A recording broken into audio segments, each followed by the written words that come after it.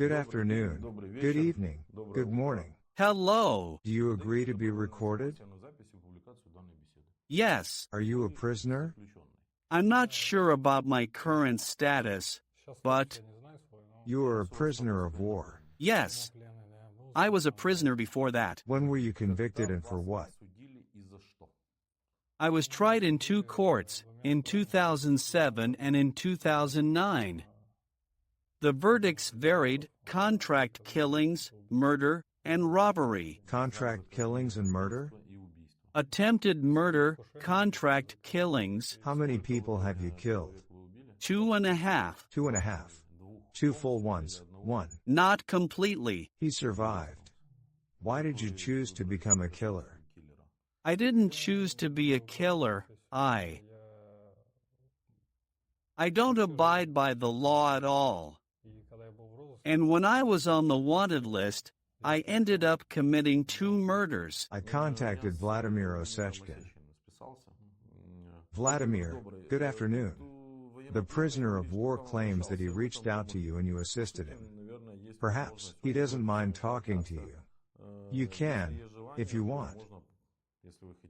We reached out to him, and he provided assistance, not just to our prison.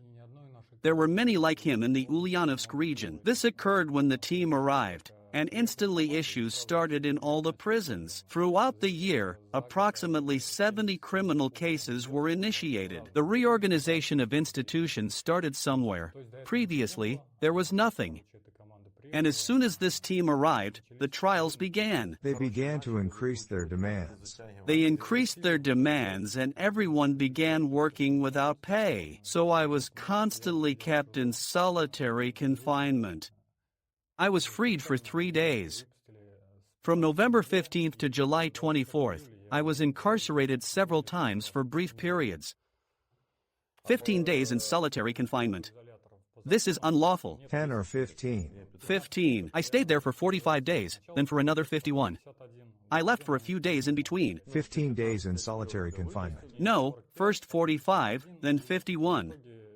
And so, in the end, when I spoke to the boss, he said, "You will not be in prison anymore. A wife responded. You will no longer be in jail. You will be going to the city of Vladimir, to a maximum security prison." The detectives also told me, "You might be the defendant in the next criminal case under these articles of the criminal code," and I made a decision for myself. Then the representatives from the Ministry of Defense arrived.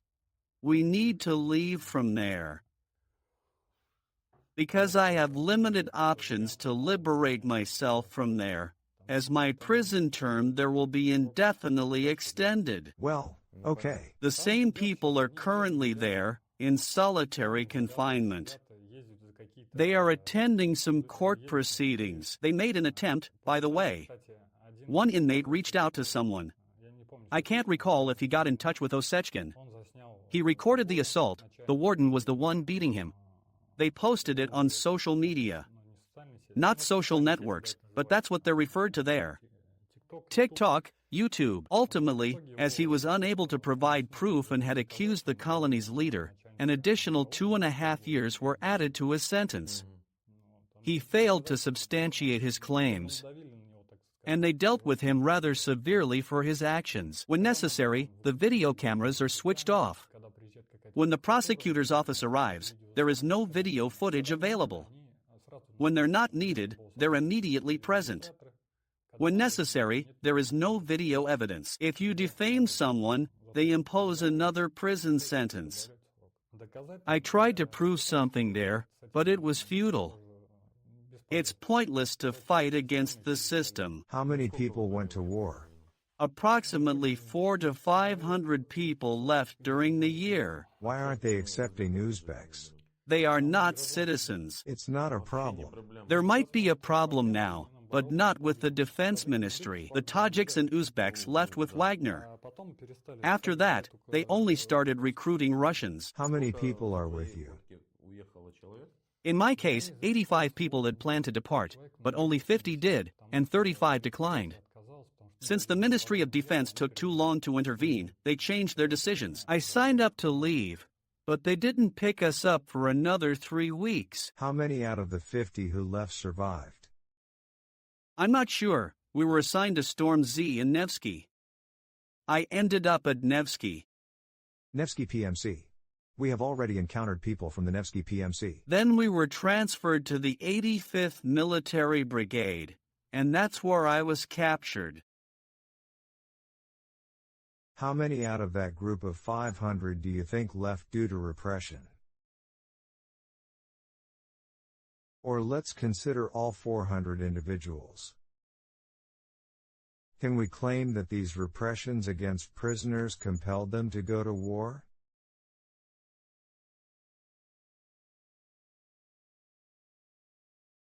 Well, of course, because many.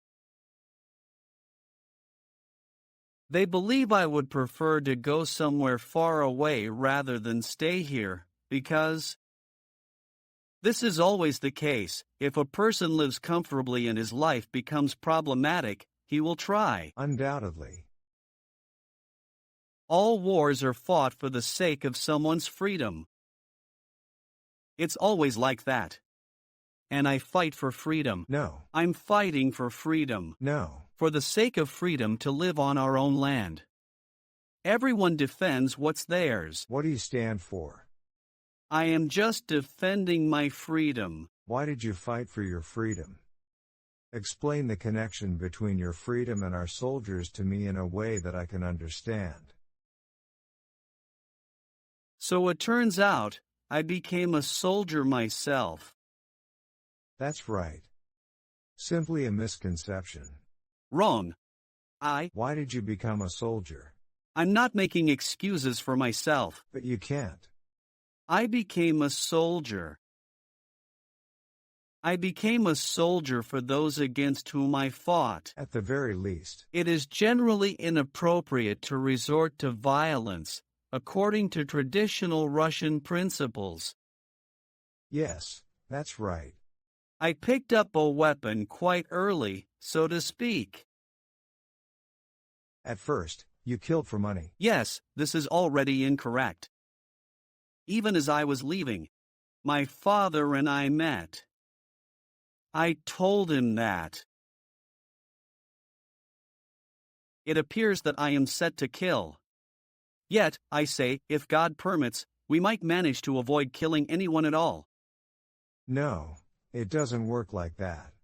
Well, you know it's funny. Did you cease the hostilities on your own? No. You have been captured. In battle, yes. Yes, if our soldier was in front of you, you would kill him. It didn't work out, did it? Let me guess. They lobbed grenades at you while you were holed up in some basement. I attacked. It's clear. How were you captured? They completely destroyed our group. Did they arrive in tanks? No, we advanced with machine guns against artillery in a minefield. Did someone get blown up? Yes. The leader of the group exploded, shooting the rest of them. I didn't know where the locations were. I was captured. Did he say you can't kill? He said, "Don't just kill indiscriminately. That is, unless you are in danger." You can't approach a bishop and say that. Pardon me, I'm off to a distant battle where I might end up harming the innocent. And I only go there to quickly escape the system that consumed me. Hooray! Is that so? This is the condensed version of the concept. Yes. Greetings, Dmitry. Greetings, Vladimir. Do you agree to the recording and publication? Certainly. I'm interviewing an individual. He mentions that he sent you some sort of plea, but I can't recall from which prison colony. Well, he'll likely discuss it himself now, if. Thanks, Dmitry, for letting me have the floor. Hello, Vladimir, my name is Victor. We reached out to you from the IK2 colony regarding a hunger strike among the convicts there. This is happening in the Ulyanovsk region, specifically in Baldin, Bikba. You published an article on this. concerning the illicit behavior of employees, and the fact that some prisoners in the punishment cell embarked on prolonged hunger strikes.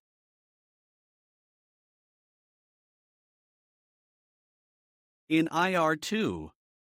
For their safety, I cannot disclose the names of the individuals who reached out to you. We have reached out to you.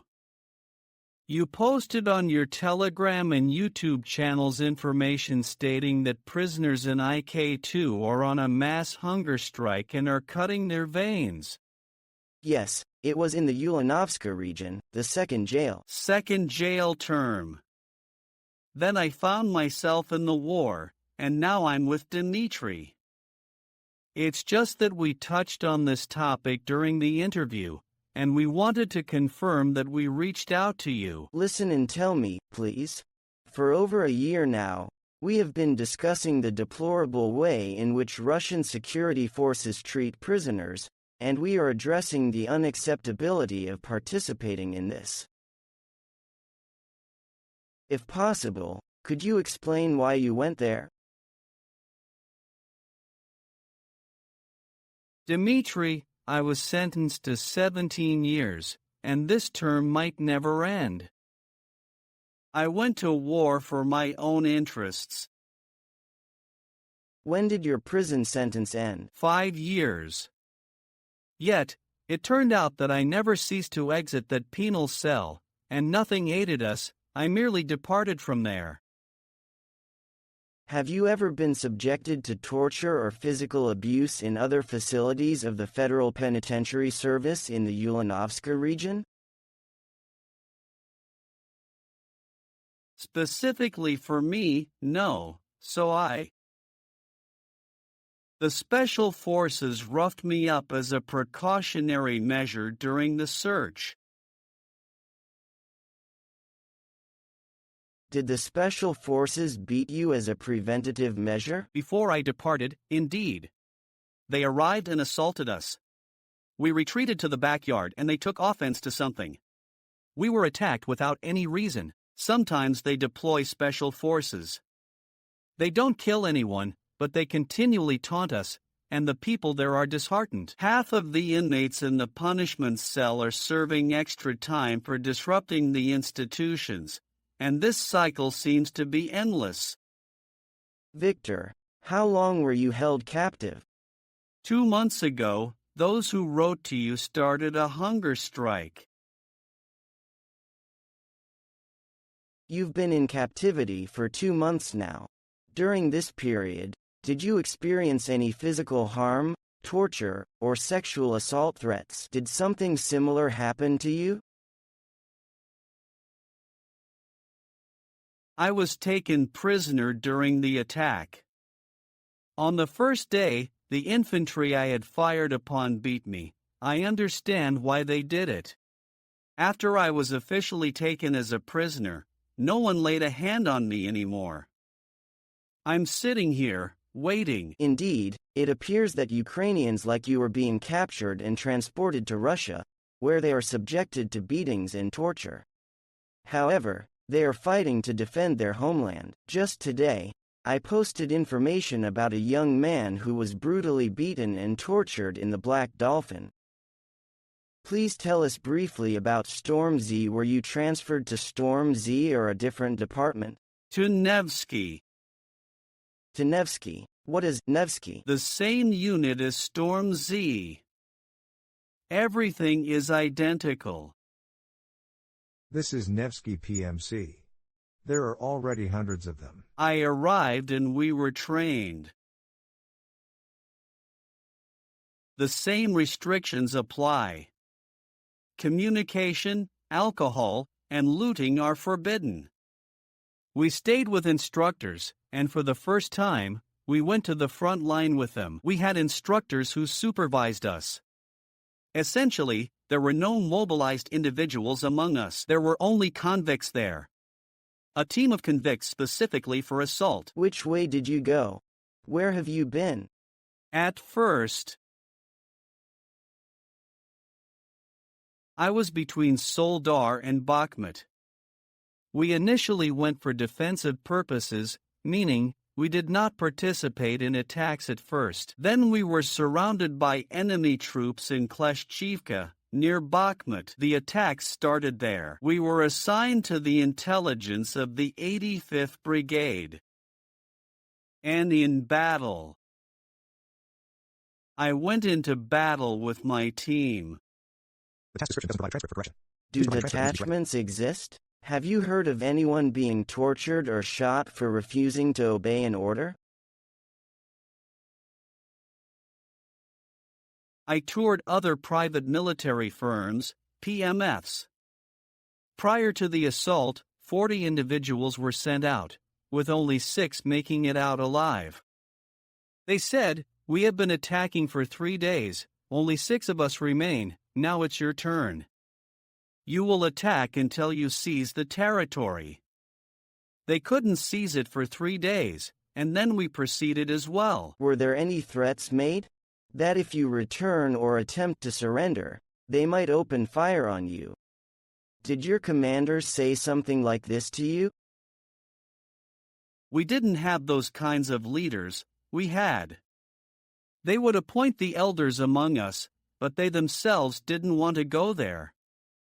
They stayed far away. Just so you understand, I found myself in a fierce battle. There is no need for any barrier detachments there. We need to utilize artillery there, not manpower, because we couldn't achieve anything there. It seemed pointless being stationed there. My AK-74 was of little use due to the artillery and various other elements at play. In other words, you were essentially used as cannon fodder, thrown into the line of fire to reveal the firing points of the Ukrainian armed forces, thereby aiding the Russian army in targeting them. I'm not sure what the plan was, but we traversed a minefield and they fired at us. I know that. I'm not sure. I'm not looking at it now. I didn't have a phone. We were assigned a task, and I didn't even know where to start. We must go forward and carry out the plan. That's all. Were you sent to the minefields? Yes, we navigated a minefield, our own minefield, because we had previously laid those mines ourselves. Yes, it is clear. How many members were in your unit? What was the name of your unit at the Nevsky PMC? It wasn't named anything specific. We were a battalion, composed of several platoons. Eventually, Nevsky handed us over to the 85th Brigade, a day before the attack. We were informed, "You are now the 85th Brigade, reconnaissance." We hadn't slept for 2 days and were sent to attack with rudimentary weapons. In the morning, we went into battle. How many of you were in the unit, and how many survived? My group and I traveled in teams of 3, making 4 groups in total. I just reached my destination. I assumed someone else had already arrived, but no one had. As a result, I was captured, and the rest, I suspect, perished. All of this happened quickly. When were you called to serve in the colony? And when did you leave it? The 24th of July this year. Who came to visit you? Private individuals or the Ministry of Defense? Ministry of Defense. Who did you sign a contract with? I'm not sure if it was a contract or an agreement. We signed the documents in Rostov with the Ministry of Defense, it was specified there. Were you officially assigned to colony number 12 of the GFZN in the Rostov region? Yes, something like that did occur. There were 4 names mentioned, including Gufson number 12. I'm confused. We inked the pardon documents and settled on a pay scale of 40 to 90,000, with 75,000 for warfare. Have you been pardoned in Russia today or not? I'm not sure, I hope so.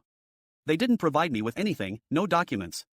I don't know how the contract will be terminated. Regarding the payment of salaries, how were your salaries disbursed?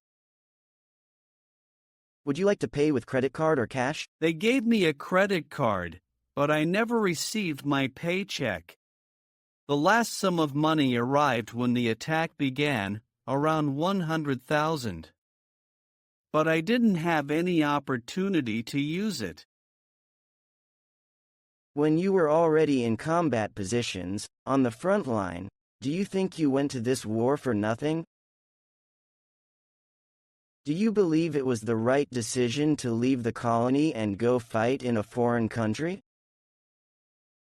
I find it difficult, Dmitri, to answer that question. This is a fascinating question, by the way, because we were just discussing the topic of war and murder. Interestingly, the priest also gave his blessing for the war. The problem arises when Russian propaganda influences people to perceive alleged enemies in Ukraine. Now, you find yourself in a Ukrainian jail, a captive, but still able to connect with a human rights advocate, who, incidentally, defended you when you were. You and people like you, in Colony Number 2, Number 10 and in other institutions of the Federal Penitentiary Service of Russia in the Ulanovska region, among others. Where did the prison assault occur? You've mentioned an attack by the Federal Penitentiary Service's Special Forces. It's clear they wouldn't just attack, but also retaliate if met with resistance. Also, what led to your imprisonment, and what were your activities in the colony? I was an ordinary person. Have you worked in manufacturing? No. In a residential area? I was in solitary confinement. In other words, you had many privileges. No, I simply disagreed with many of the situations that occurred there. I was concerned. Are you implying that your rank in prison was higher than average? And you followed the thieves' code. You lived by it. How is it then that you claim, I did not support the prison leadership, yet you donned a uniform, took up a machine gun, and fought for those who oppressed you? It's straightforward. I constantly ponder and wish to pose a question. If you insist that you sat there like a true man, and we both understand what being a man signifies in a prison within the Russian zone, how does it make sense to you? You spent many years in prison, you were incarcerated, and then suddenly you picked up a machine gun and went to a country that never harmed you, never tortured you, never wronged you in any way. Or did the Ukrainians do something bad to you before the war? No, they didn't do anything wrong to me. I understand that from a moral standpoint, I was in the wrong for even going there. Perhaps life has worn me down, Dima. I went there, I was exhausted. I'm not sermonizing, just seeking clarity. You've faced life's trials and tribulations, and now, you're stuck, correct? I'm not trying to lecture you, and you're not at an age where I need to teach you anything. I just want to understand the mindset of the Russian peasant. I'll explain. I've been in prison for 18 years. I'm 40 now. I'm just mentally exhausted from sitting there. You're just worn out from constant mental pressure, right? Expecting another rough visit from the special services. You said you were in a disciplinary isolation cell recently, but what caused your confinement there, in your opinion? For nothing. Recently, I was informed that I wouldn't be released. They said, if you continue on to prison, there will be more consequences. Victor, did the administration ever clearly express a disregard for everyone until they agreed to wage war? I already informed the prosecutor that the head of the institution said, soon, I will be the one preparing these lists for the war. That's what he said, but we realized he was cunning. But prosecutor? No, it was the head of the institution, Big Bao, who said it. The head of an institution named Big Bao? Yes. There's no need to conceal the fact that such work is being done, and such conditions are being created for people to simply move there. So, it's fair to say that the Federal Penitentiary Service is intentionally making prison conditions unbearable, pushing inmates to prefer war over staying there, right? Well, yes. So, how do you plan on shaping your life? Do you wish to stay confined in Ukraine? Or are you anticipating an exchange? No, if possible, I want to go home. And then see what happens next. Home, then. I don't know. Who's waiting for you at home? Is there someone you want to say hello to? They don't watch this channel. My elderly grandmother is waiting for me there. Then there's my ex-wife. I also have a brother. I would like to get home, if possible, of course. In Ulanovska? Yes. Is there anything you would like to say to the Ukrainians who will be watching this video? Do you want to apologize to them for coming to their land armed?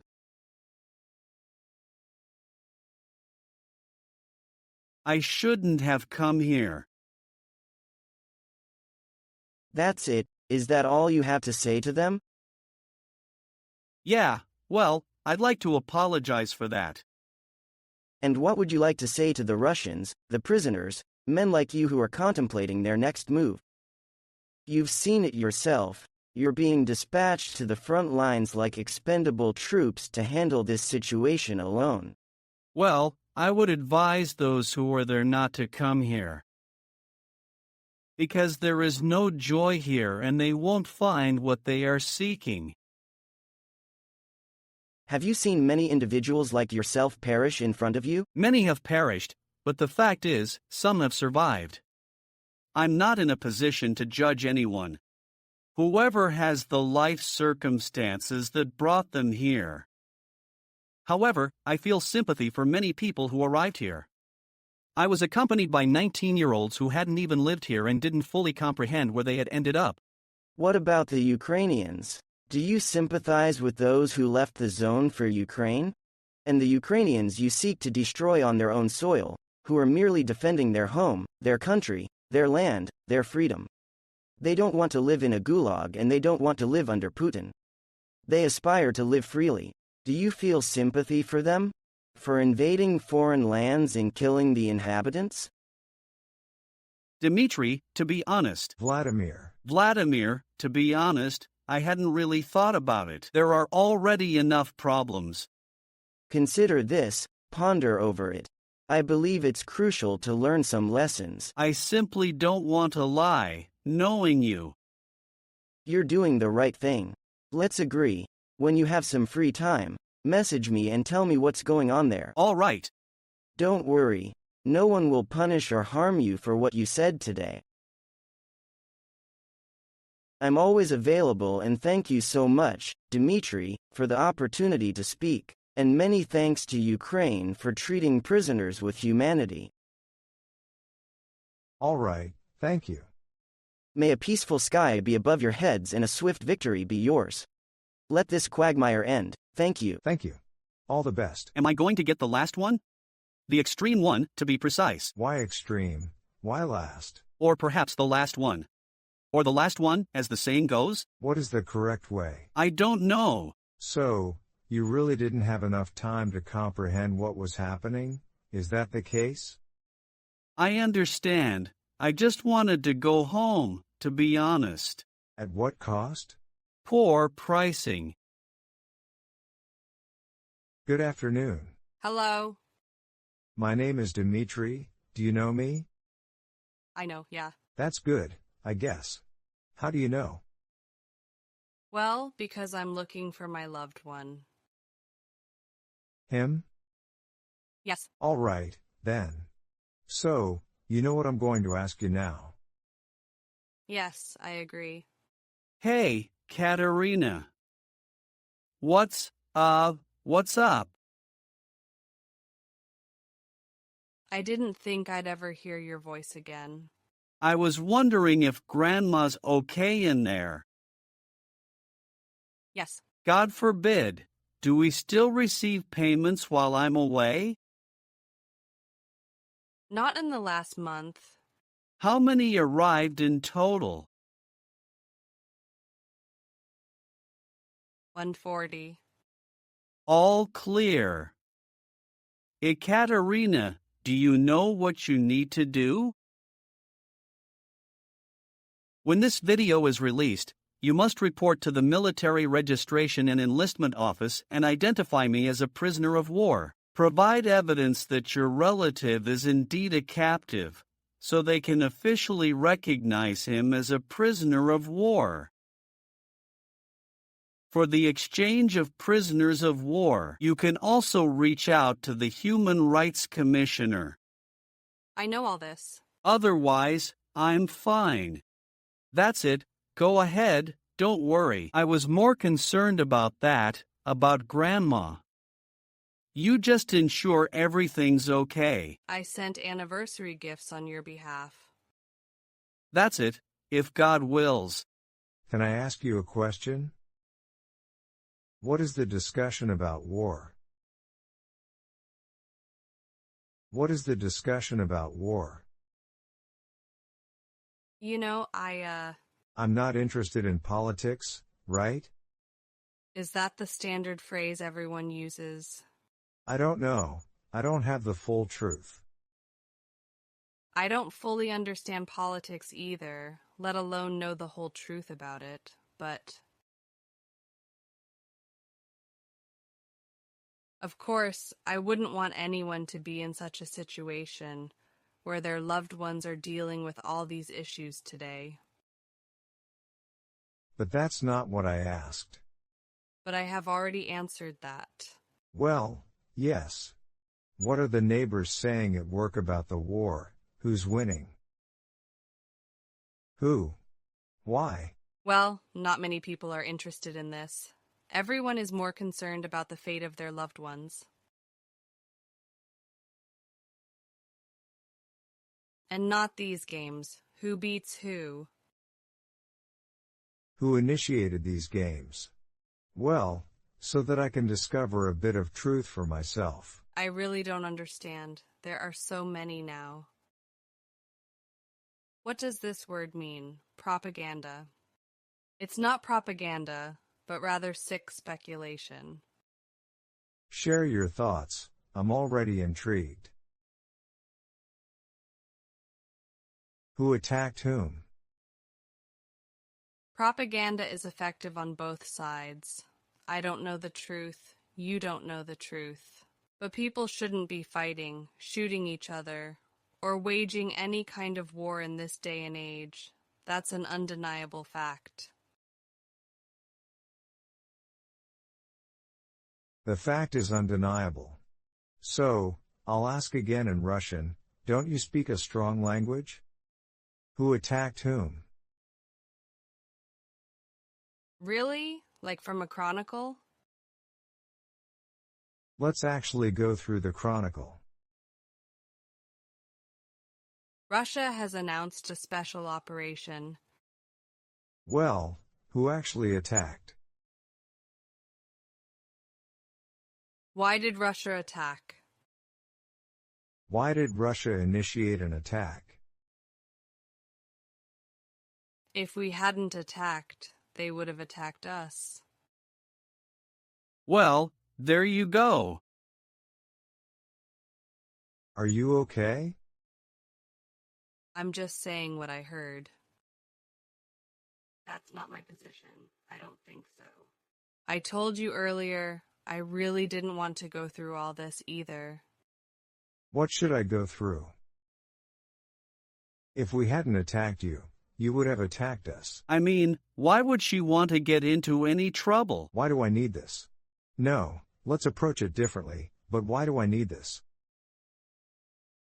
Why am I talking to you right now and a million people are going to watch this? Do you know why? To find out the truth. There seems to be a misunderstanding. Please provide the transcript that needs to be corrected. What? To communicate to people. What should be conveyed to the masses? The fact that we attacked you. No, the fact that you attacked is indisputable and doesn't even need to be discussed. The phrase, "we don't know the whole truth," is already nonsensical. The way prisoners are treated here, how this operation is generally conducted, what's happening. Is it an operation or a war? Everyone refers to it in their own way. What do you call it? Was I at war? Is this a genocide against the Ukrainian people? This is the genocide of the Slavs. What does this have to do with the Slavs? Well, because we're at war with each other. Who attacked us? We exist. Why did you attack? That's not a question for me. And why have you come here? Haven't you killed enough people back home? No, that's enough. And here they say they don't know the whole truth. So we won't attack you. What does it depend on ordinary people? Did you vote for him, or are you saying that you didn't vote? Are you sure? I'm sure. 97%. I didn't vote. Where did the number 97% come from? How do I know that? How does everybody know that? This is your king, this is their king. See, there you go again. All right, let's figure this out. Let's engage in a debate. Let's put down all our weapons together. I'm generally in favor of world peace. What have you done to promote peace in the world? What is your objection? Did you carry a "I'm for Peace" banner? What will that solve? I'm asking the question. That's the easy part. No. What about world peace? If necessary, I will do everything that is within my power. And you're not leaving. Do you know why? Do you know why you don't want to go out? What did you find out? Useless to everyone. Because you'll join the ranks of people like this, right? Yeah. So, tell me, comrades, citizens of Russia, if you did not make this choice, and no one did. Now if you ask anyone what I do consistently and regularly, out of all the thousands of prisoners there, perhaps only one or two could actually tell you. The relatives all say the same thing, and everyone repeats the phrase, "Nothing depends on us." Why should we be concerned with your problem? Our presidents change, whether they like it or not. If you're dissatisfied with something, you simply switch to another. If that fails, you substitute it. That's our way. You chose a leader initially, and he remains in authority. I made a mistake. Well, you don't really have a good choice either. I must have misunderstood. 76%. And what's the unfortunate choice of what? In choosing a president. Why are you dissatisfied with our president? Yes, there's some kind of propaganda there again. No, actually, I'm interested. We watch all channels. Wait, why is Zelensky considered bad? Did he choose not to be friends with you? Didn't he negotiate? Didn't he compromise? Or what's his problem? Regardless of your words, the facts will remain unchanged.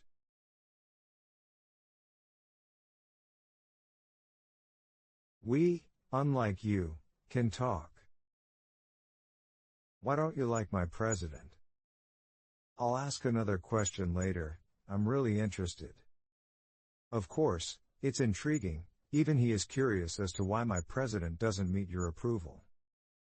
Perhaps he is a poor politician? But she said it herself, you were faced with a terrible choice. That statement is based on logical conclusions. I want to know the details. Why is my president? As a politician, I believe he failed. That's just my personal opinion. It may not align with your perception. In what ways did he fail as a politician? Well, what exactly, in what actions? A lot of things. Could you please specify what exactly you want me to list? Well, also about mobilization. What kind of mobilization? They're sending prisoners to war, doesn't that concern you? How many such prisoners are there? So many. 30%. 30% of the prisoners, including murderers and rapists, are sent to war and then set free. Doesn't this bother you? That's not accurate. Not all articles are permitted to be published. Oops. She walks on thin ice, and who doesn't get saved?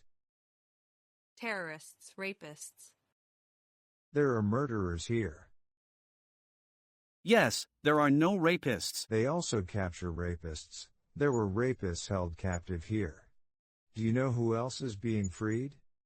There is a man in custody who initially drowned his daughter. He lived with her in a barn for 2 weeks, then he killed her, burned her body, and disposed of it. Is this normal, man? Of course not. Is that unusual? But he was released. My child, who is 7 years old. Well, it's just that I came across a certain list on the internet. Well, yes, that implies they forgot to include something. Here he is now, sitting, his cellmates are no better. And what can you say about mobilization? Do you know of another person who, at the age of 17, got drunk and harmed others? He knows him. Such a typical warrior. What about mobilization? Isn't there a need for mobilization in our country? If you hadn't initiated the attack, this situation wouldn't have existed. What is mobilization? Zelensky's policy is flawed due to mobilization. Can you elaborate on the mobilization? Let me extract the next piece of information from the prisoners. I don't like him. You don't like the man? I agree, it's subjective, no doubt, but is it normal for a czar who has been in power for 28 years, and a former FSB officer?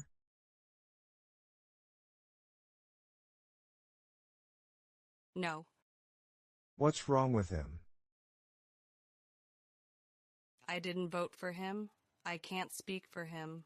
Yes, and now consider the key point. You didn't vote for him and can't voice your opinion, yet for some reason, you are interested in my president. You are interested in our country. Are you interested in our domestic politics? What does it matter to you who we elect as president here?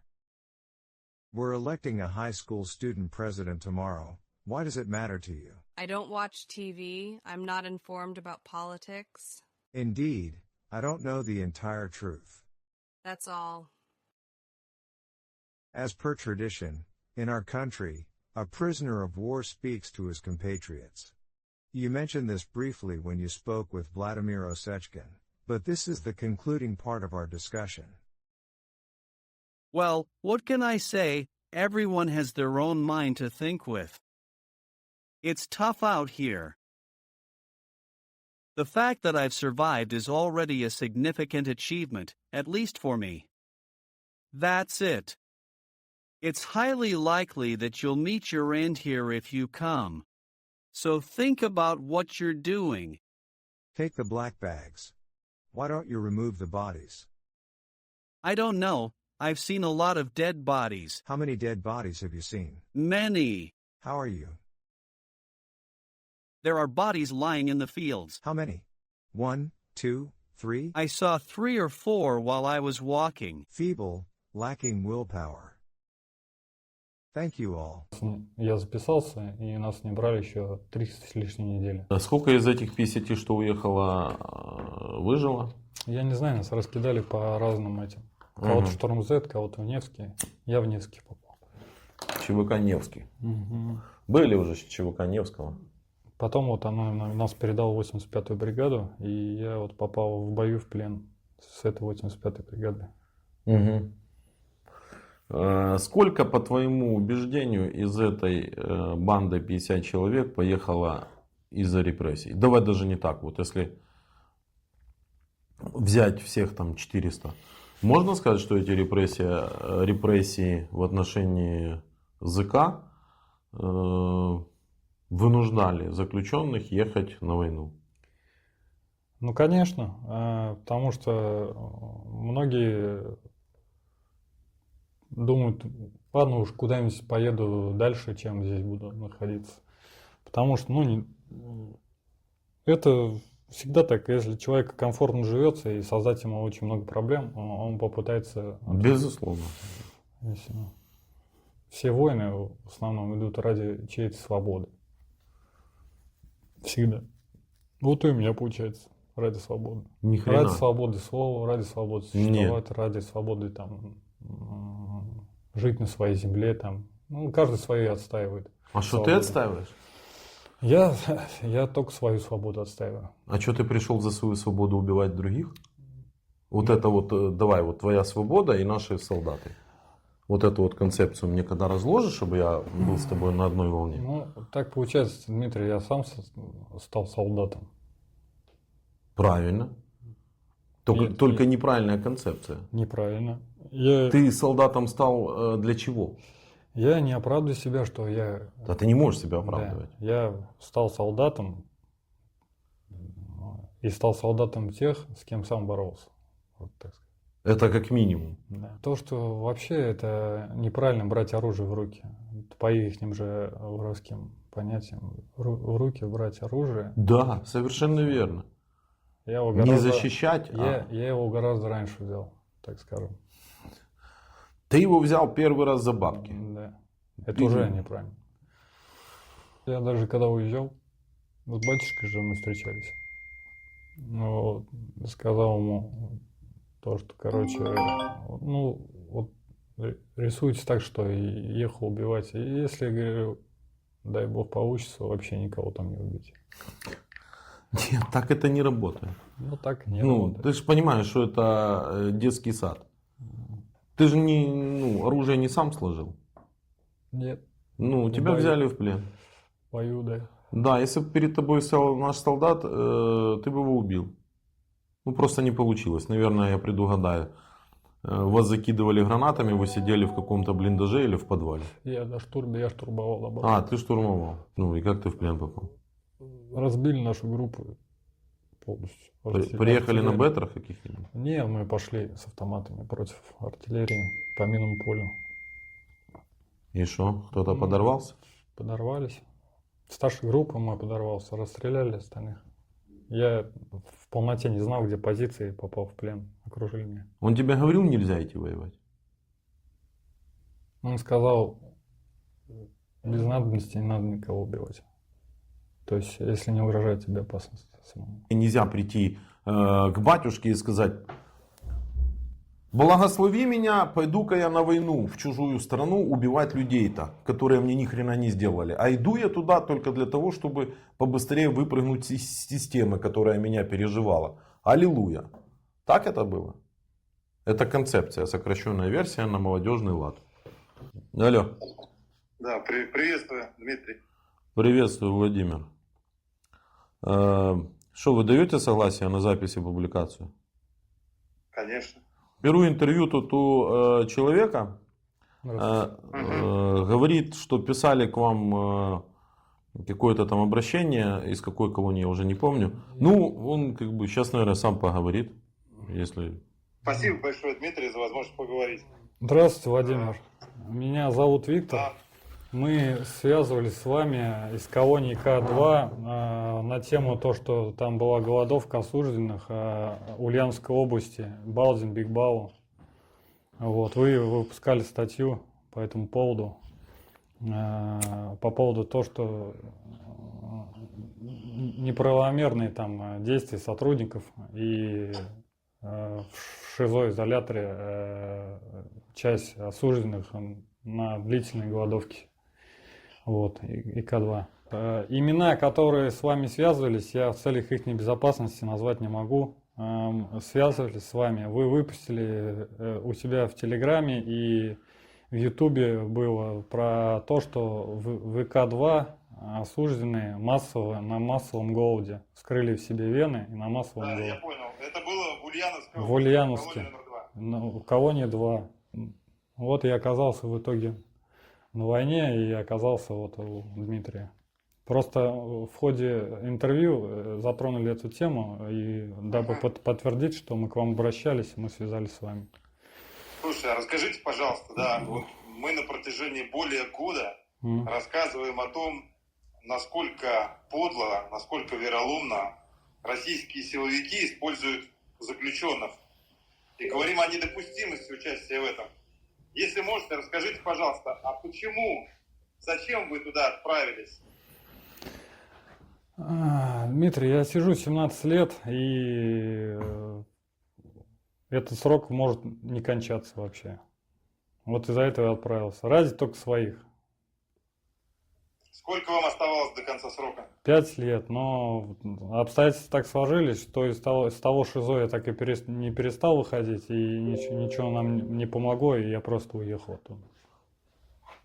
В учреждениях, в Двойке, в других учреждениях УФСИН по Ульяновской области к вам когда-либо применялись пытки, избиения?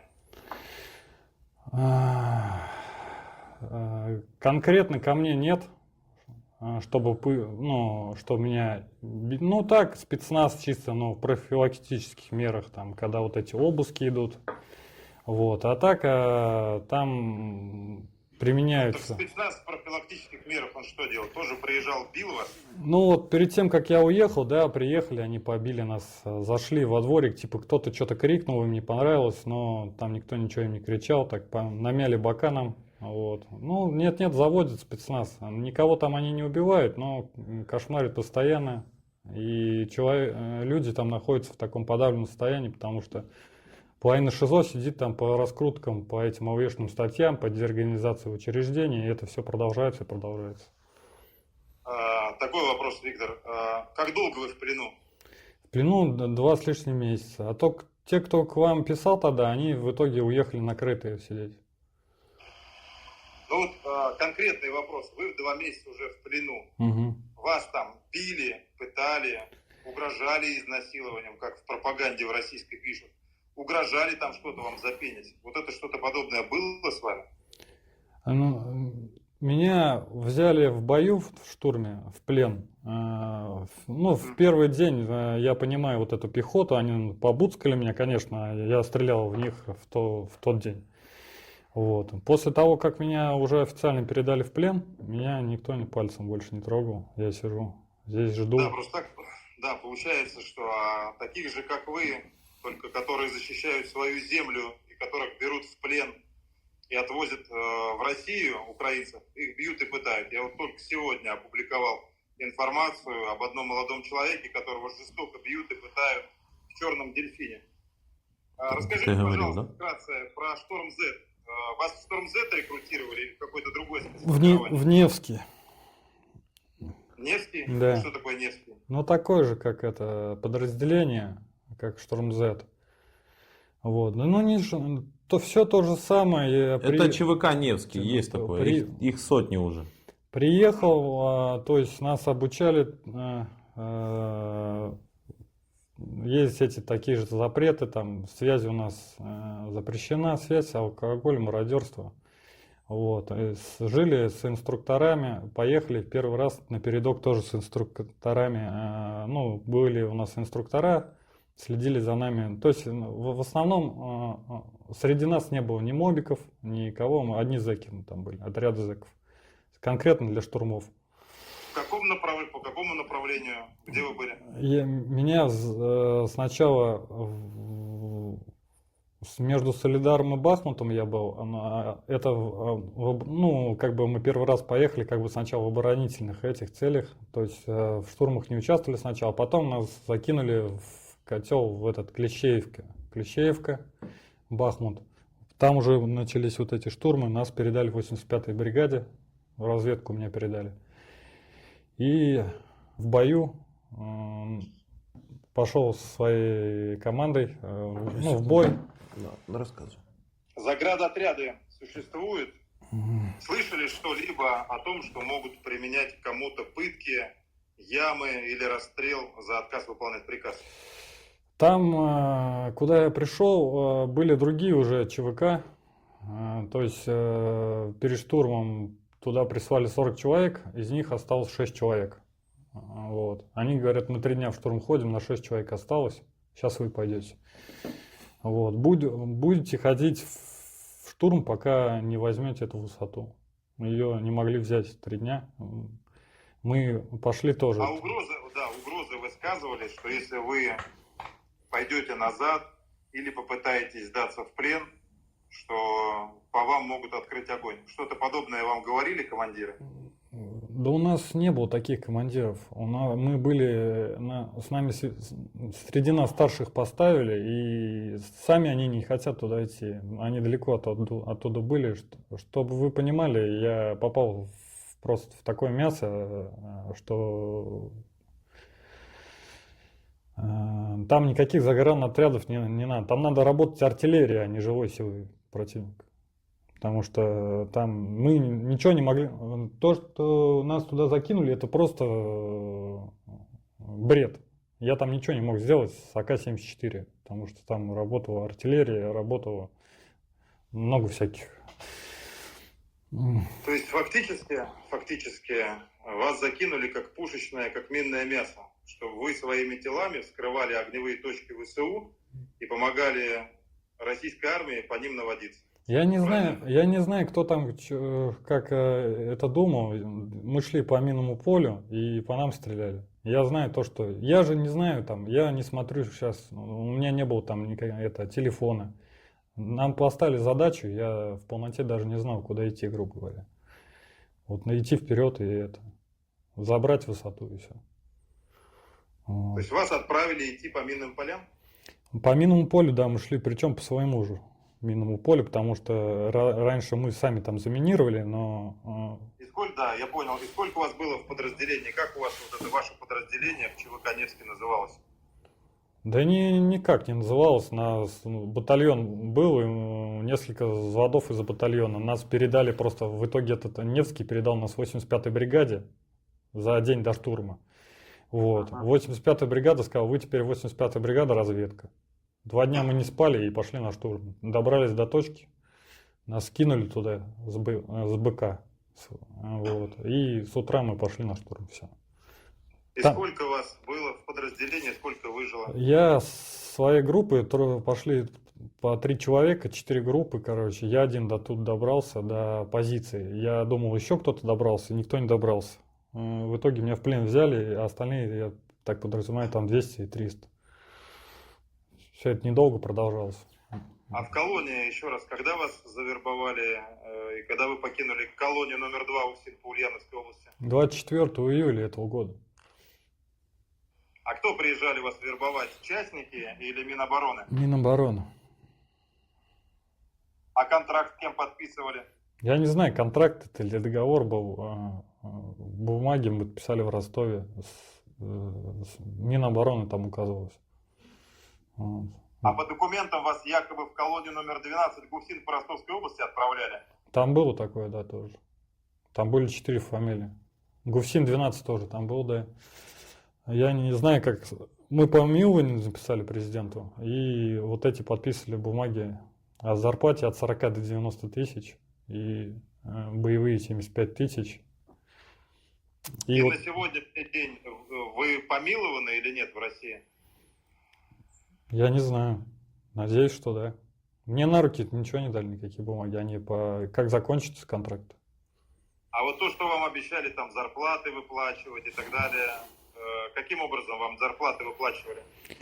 На карточке, наличными? Мне дали карту, но я так и не дождался там зарплат. Последние, когда там штурм пошли, какие-то деньги вроде бы как пришли, там 100 с чем-то тысяч. Вот, но я не успел ими воспользоваться никак.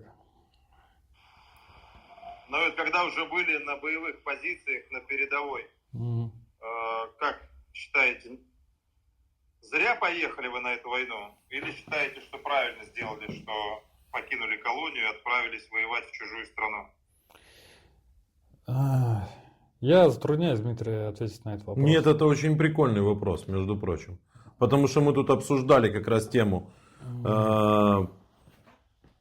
войны и убийств. И там еще батюшка благословил на войну. Просто когда работает российская пропаганда и людей настраивают на то, что якобы в Украине враги, вот, пожалуйста, вы сейчас находитесь в украинской тюрьме в плену, и вам дают возможность созваниваться с правозащитником, который, между прочим, на секундочку, в вашу защиту выступал, когда вы находились, вы, такие как вы, в колонии номер 2, в номер 10 и в других учреждениях УФСИН в России, по Ульяновской области и по другим. И вас где били-то в результате, вот когда вы находились в тюрьме? Вы сами рассказываете, что спецназ ФСИН приезжал, вас там бил. И мы прекрасно знаем, что не только бьют, но еще если будешь там залупаться и действовать. Кстати говоря, а вы кем сидели, чем занимались в колонии? Потому что я просто понимал до конца. Мужиком сидел я.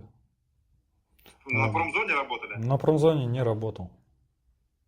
в жилой зоне находились? В ШИЗО я в последнее время находился. Ну, то есть так, если между нами, блатной жизнью жили? Не блатной, просто, не согласен был с многими обстоятельствами, которые там происходили. Не Так, а вот безразлично. если вы говорите, что вы были там не красным, а мужиком, да, и придерживались так называемых воровских понятий, там по ним сами жили и другим что-то говорили. Как же тогда получается так, вот если между нами, что вы говорите, я сидел мужиком, и в то же самое время пошли, надели на себя форму, взяли автомат в руки и пошли воевать за тех, которые вас же там и били. Вот мне просто, я все время думаю, и хочется задать вопрос, как бы, если вы сами там настаиваете на том, что вы сидели там именно вот мужиком. Мы с вами оба знаем, что такое мужик в тюрьме в российской зоне.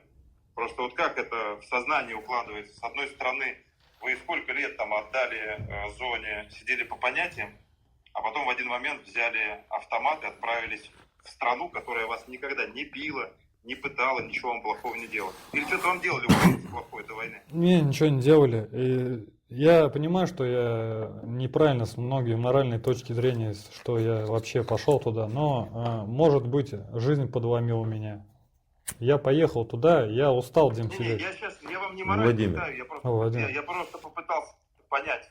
Услышите меня правильно, как бы вы горе и без того в жизни как бы хлебнули и в этой мясорубке принимали участие, и вы в плену. Я не пытаюсь вам какие-то нотации читать, и вы не в том возрасте, чтобы я вам там чему-то вас учил. Просто мне понять хочется логику. Я объясню вам. Я в тюрьме нахожусь с 22 лет, мне сейчас 40 и без выхода. 18-й год. Я просто морально уже устал там сидеть. Да, я просто понял, что вы просто устали сидеть под этим психологическим прессингом. Так, когда в очередной раз приедут маски, вас бить и утюжить. А штрафной изолятор, кстати говоря, вы говорите, вы все время сидели в ШИЗО в последнее время. За что вас закрывали в ШИЗО, если так разобраться? Ни за что. Просто мне в последнее время сказал тоже Биг Бау, за которым сидели больше, я, в жилзону не выйду. То есть поедешь дальше накрытую, дальше больше будет у тебя. А было такое, да, Виктор, было такое, что администрация прямо говорила, что она будет всех гнобить, пока они не согласятся ехать воевать? Было такое, что я и говорил прокурору, это то, что начальник учреждения говорил, что скоро я сам буду эти списки составлять на войну. Вот так он говорил. Ну, мы понимали, что он лукавит, но... Это прокурор так сказал? Нет, это сказал начальник учреждения Биг Бау. Начальник учреждения по фамилии Биг Бау. Да. Вот. Не надо там таить этого, что ведется такая работа, что создаются такие условия, чтобы человек просто уехал оттуда.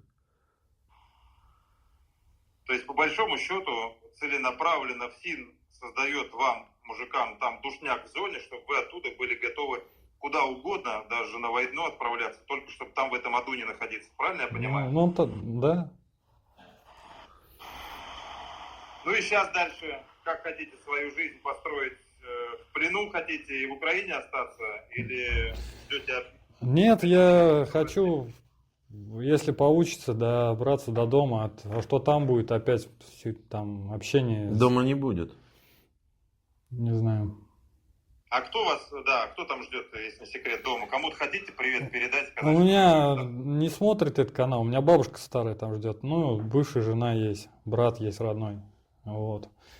Хочу добраться до дома, если получится, конечно. Не получится. В Ульяновске они у вас, да? Да.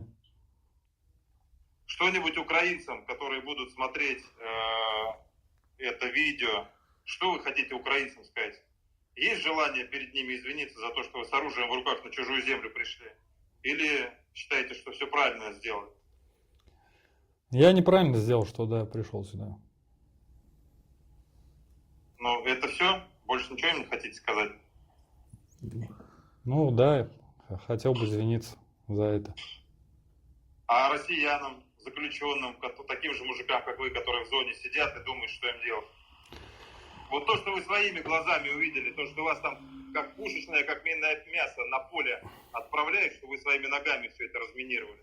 Ну, тем, кто там находится, я бы сказал, чтобы они не ехали сюда, потому что здесь нет счастья. И не найдут они того, что там ищут.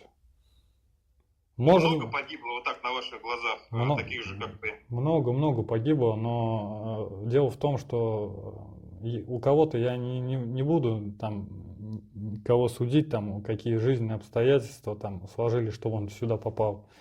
Но много жалко тех, которые сюда приехали. Ну, со мной были там 19-летние, они не пожили даже и не поняли, куда, походу, приехали.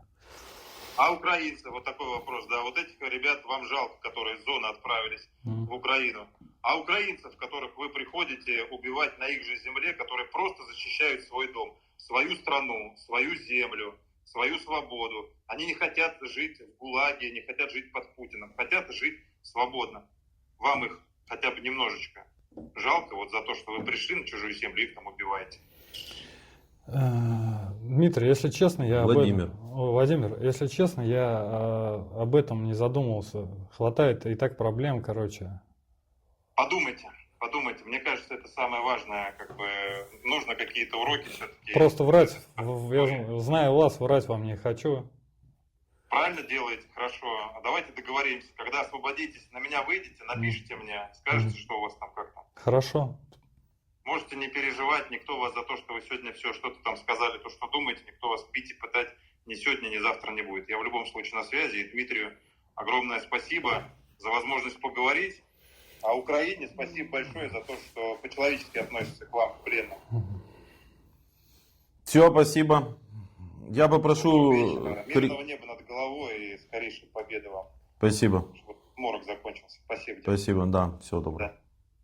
Что, я последнюю скурю? Крайнюю, точнее. Крайнюю, последнюю. А что крайнюю, а что последнюю? Да, можно и последнюю. Последнюю? Или крайнюю, как правильно говорится. А как правильно? Я не знаю. То есть реально тебе не хватило времени понять, что происходит? Так получается? Да все я понимаю, мне просто, короче, честно сказать, хотелось домой. Какой ценой? Плохой ценой. Добрый. Меня зовут Дмитрий, вы меня знаете, не знаете? Знаю, да. О, это хорошо, наверное. А откуда знаете? Ну, потому что я ищу своего близкого человека. Его? Да. Ну, значит, хорошо. Тогда вы знаете, что я должен сейчас спросить? Да, я даю согласие. Привет, Екатерина. Че, как дела? Я уже не думал, что твой голос услышу когда-нибудь. Это, я что хотел спросить, там бабушка нормально, что ли, все? Да. Ну, дай бог. Вообще, нам какие-нибудь выплаты приходят, пока меня нет? Ну, за последний месяц не пришло. Уже не пришло. А сколько приходило вообще? 140. Угу. Все ясно, понял. Значит, все, они... Значит, надо, знаешь, что ты сделать, Екатерина? Вот выйдет видео, то, что я в плену. Вот это видео, дойти до военкомата, показать, что меня признали военнопленным. Показать, что у тебя есть подтверждение, что твой человек, родственник, находится в плену, чтобы они признали меня военнопленным официально. Вот, для обмена военнопленных. Вот. Можно еще выйти на уполномоченного по правам человека. Так, я все знаю. Ну, так все у меня хорошо. Вот. Все, давай, не переживай, короче, это. Я больше просто за это переживал, за бабушку. Давай там, чтобы нормально все было. Я от тебя подарок ей на юбилей отправил. Все, дай бог. Можно вопрос спросить? Вопрос? Да. Что у вас там за войну говорят? Что у вас там за войну говорят? Вы знаете, я... Политикой не интересуюсь, да? Это основная фраза, которую все говорят. Я не знаю. Я всей правды не знаю. Я тоже не знаю всей правды и в политике тем более не разбираюсь. Но не пожелаю, конечно, никому оказаться в такой ситуации, когда близкие сталкиваются со всем вот этим в наше время. Я не про это спросил. Вы про это ответила. Ну да. Что соседи говорят там на работе про войну-то? Кто кого? Кто почему?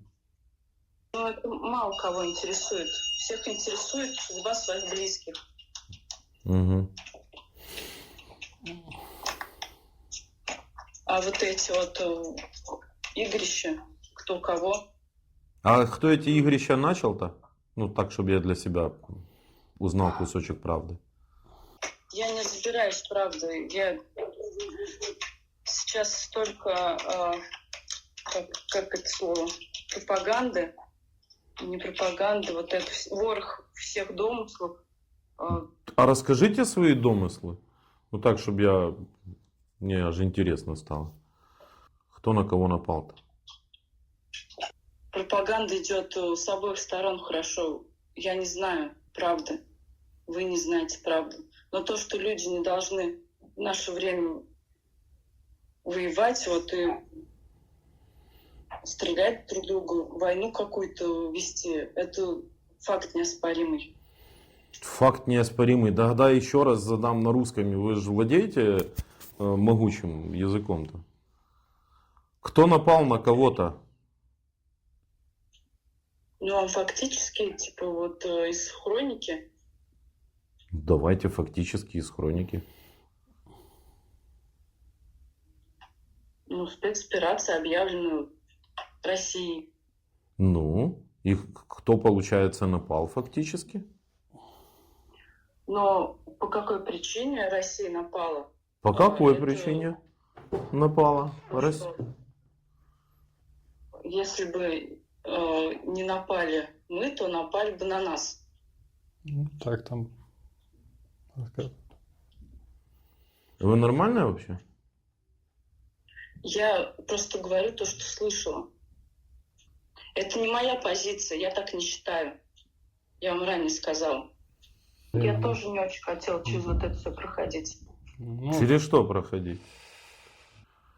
Ну, если бы мы на вас не напали, то напали бы вы. ну просто ей зачем это надо? Чтобы у нее какие-то проблемы. А мне зачем это надо? Проблемы были. Нет, давай по-другому. А мне это зачем надо? Вот зачем я сейчас с тобой разговариваю, и это потом посмотрит там 1 миллион человек?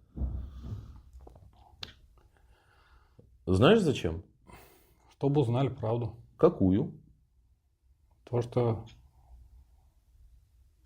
донести до массы. Что донести до масс? То, что мы напали на вас. Нет, то, что вы напали, это факт, который даже не надо обсуждать. И не фраза «мы всей правды не знаем», только, ну, извините, я выйду сам. Ну, то, что как здесь относятся там, к пленам, как ведется вообще эта операция, что происходит. Это операция или война? Ну, как каждый ее по-своему А называет. как ты ее называешь? Я на войне, я думаю, был. Или это геноцид украинского народа? Это геноцид славянского вообще. Причем тут нахер гребаные славяне? Ну, потому что мы между собой воюем. Да как кто напал на нас? Мы. Какого хрена вы напали? Это вопрос не ко мне. А к кому? А какого хрена ты пришел сюда? Ты мало наубивал у себя в жизни? Не мало. А тут говорят, что всей правды не знают. Чтобы мы на вас не Что напали. от обычных людей зависит, простите. А потому что ты голосовала за него. Сейчас ты скажешь, что ты не голосовала. Уверен. Число-то 97%. Число 97% откуда взялось? А я откуда знаю? Откуда все знают об этом? Это твой царь. Это его царь. Ну, видите, вы же опять... Ну, давайте разбираться. Давайте Вот вы дебаты проведем. 94 все оружие сложим, и я вообще за мир во всем мире. А что ты сделала, чтобы был мир во всем мире? Ты вышла с плакатом, а что ты вышла с плакатом «Я за мир»? Это что решит? Не, ну я задаю же вопрос. Это самое простое, что можно сделать. Нет, я не вышла. А почему? А как же мир во всем мире? Если нужно будет, я сделаю все, что от меня зависит. А ты не выйдешь, знаешь почему? Надо стоять у администрации, это... А знаешь, почему ты не выйдешь? Выяснилось. Что выяснилось? Не нужно никому А, потому что пополнишь ряды вот таких. Да? Мгм. Угу. Так а вот расскажите мне, товарищи граждане Рабзии, если вы не выбирали этого и никто не выбирал, вот если сейчас спросить всех, а что я делаю постоянно и регулярно, и из всех там тысячи пленных, там реально, может, один или два сказали. И родственники все говорят. И все говорят фразу «от нас ничего не зависит». Почему ваша проблема должна быть у нас? У нас президенты меняются. Нравится им это или не нравится. Нас не понравилось следующий. Этого выносите, заносите следующего. Этот херовый выносите, заносите следующего. У нас вот так сложилось. У вас как царя выбрали поначалу, так он до сих пор и едет. Я перепутал. Я перепутал. 76%. А что у нас неудачный выбор какой? В чем? Ну, в выборе президента. А чем наш президент не устраивает? Это опять какая пропаганда там? Не, ну так мне же интересно. Мы же смотрим Нет, те ну, каналы, которые... да подождите. Чем Зеленский-то плохой?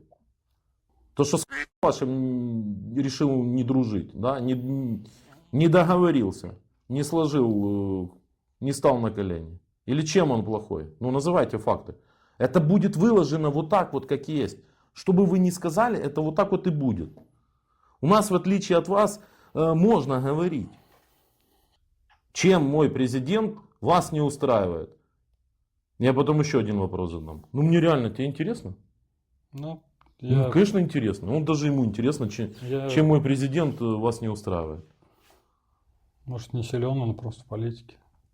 Ну, она же сама сказала, у вас выбор херовый был. Эта же фраза построена на каких-то выводах логических. Вот я хочу узнать эти выводы. Чем мой политик, я считаю, что он не состоялся. Мое личное мнение. Оно может быть, как бы, не соответствует там вашим представлениям. В чем он не состоялся как политик? Ну, в чем? Конкретно в каких действиях?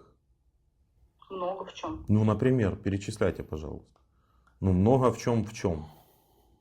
Ну, также по поводу мобилизации.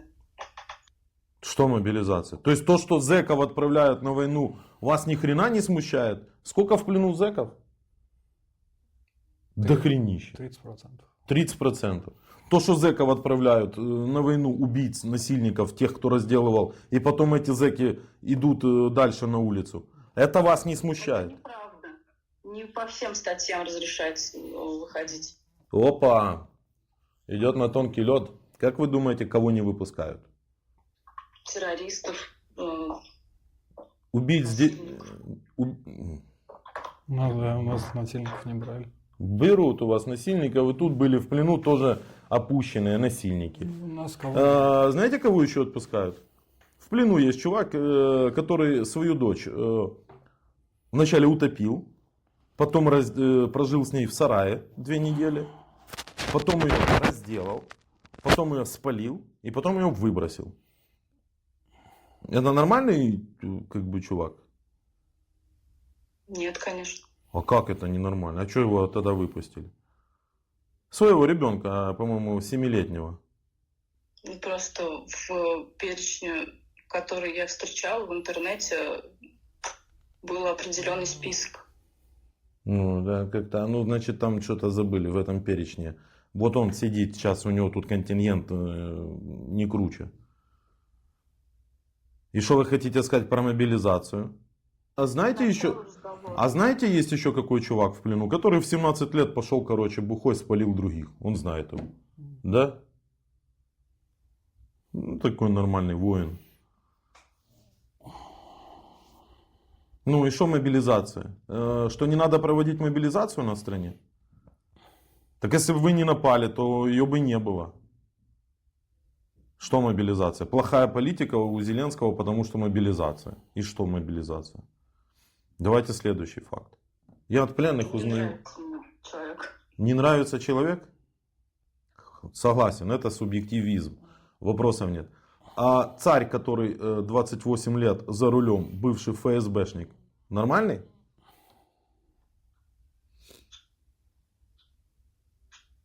нет.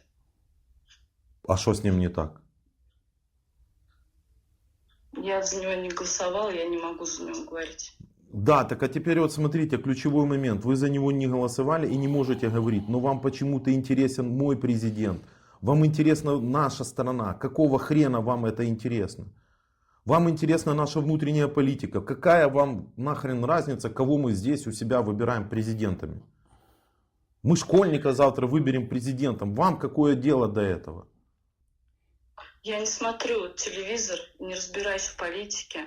Всей Я правды не знаю, да. Вот это все. По традиции у нас военнопленный, если хочет, обращается к своим землякам. По сути, ты, когда с Осечкиным Владимиром разговаривал, уже сказал, но у нас это отдельная рубрика, завершающая часть беседы. Ну, что могу сказать? У каждого своя голова на плечах. Здесь все жестко. Вот. То, что я выжил, это уже большая удача, по крайней мере, для меня. Вот. Скорее всего, вас убьют здесь, если вы приедете. Так что подумайте, что вы делаете. Да, если будете ехать, берите черный пакет. А что, вы трупы не забираете? Не знаю, что они забирают. Да, много трупов я видел. Там. Сколько ты видел трупов? Много я не читал. Ну, на глаз. Ну, на полях лежат трупы. Ну, сколько? 1, 2, 3. Ну, я видел штуки 3-4 человека, пока шел. Слабенько, слабохарактерно. Все, спасибо.